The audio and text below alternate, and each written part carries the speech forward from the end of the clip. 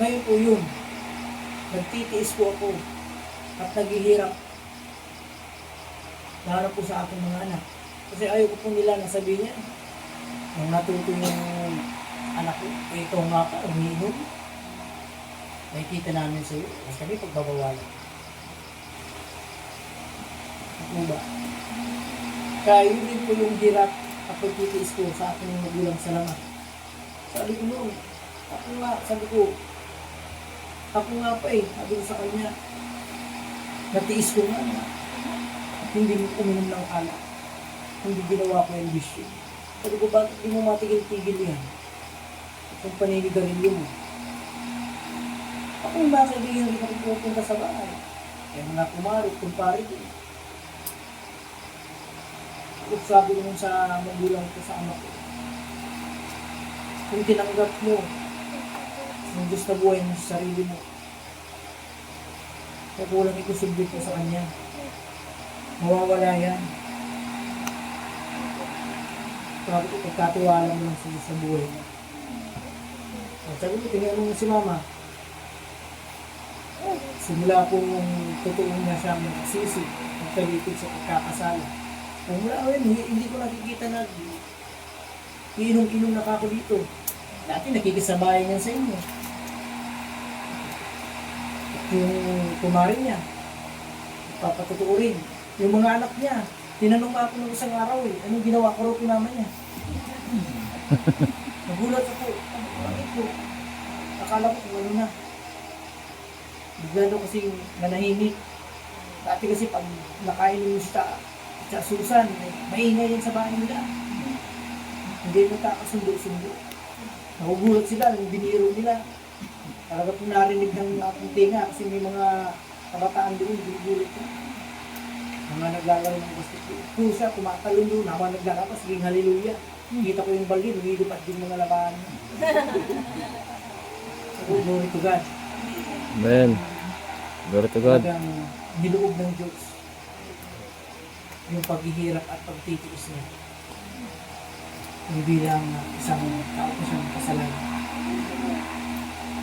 Ganun din po si mama. Obserbaran ko rin. Dati, maingay yan. Kunting utos lang sa mga anak ko, hindi agad na ano. Hindi yan may namo. Araw ka akit. Akala mo, wang-wang. Ay, tulog ka pa. Pero ngayon, hindi na Amen. Glory to God. Praise God. Yung po pinapasalamat. Glory to God. Ganun din po sa aking asawa. Ganun din. Naging mahinaw na rin siya sa kanyang mga pagpapasya. Hindi niya na po ako inaawan. Amen. Katulad ng Praise God. Nag-send na si Pastor Pili, nandun po pala sa bahay niya si Brother Marlon.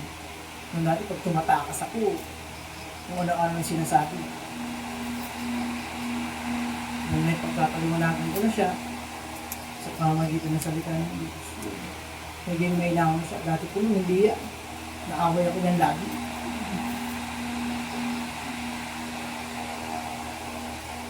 Yun po yung mga testimony ko po sa aking buhay. Pagtitiis ko, paghihirap sa aking pamilya.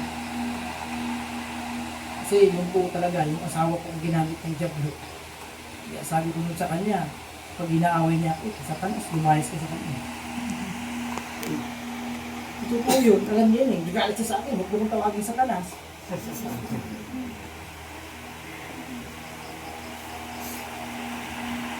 Kasi nga, sabi ko, nagpapakahirap pa ako ako na makapanumbalik sa ito. Tapos ikaw lang ahadlang sa akin. Tapos yung mga anak mo, nagbigay na ng himala.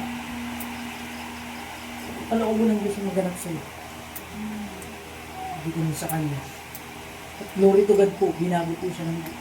Hindi po rin ang kanyang puso na matigas. Pinalamit po ng Diyos. Amen. Kasi dati po nun, kahit nung unbeliever pa ako, nagpa-practice kami sa mga awiting pansandibuta. Anino pa lang yan, bit-bit ko ng chinila. Tumatakbo na ako, makakaripas na ako. Kasi alam ko, mag-aaraw pa ako namin sa kalsada. Burado yan. Ay, napakalaki pa naman yun. Pag binigyan, parang ako ng pusang binigyan. Kaya yun po. Yun ang paghihirap ko sa kanya. Yun ang pinagtiisan ko. Ito po yun. Pag nag-iingay niya, tahimik lang po sa isang kami. Yeah. Kasi, so bakit isang job lang yun sa akin. Yun po. Yung mga salita niya. Kanya.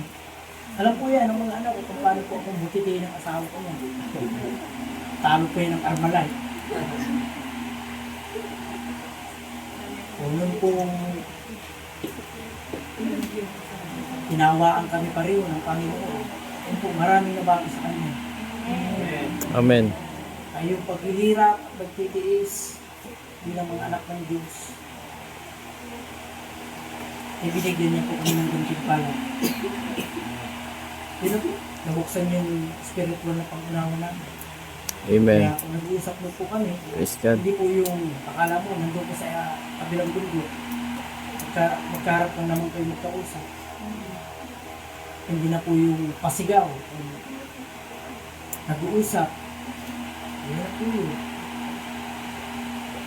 Kaya, glory to God po na Amen.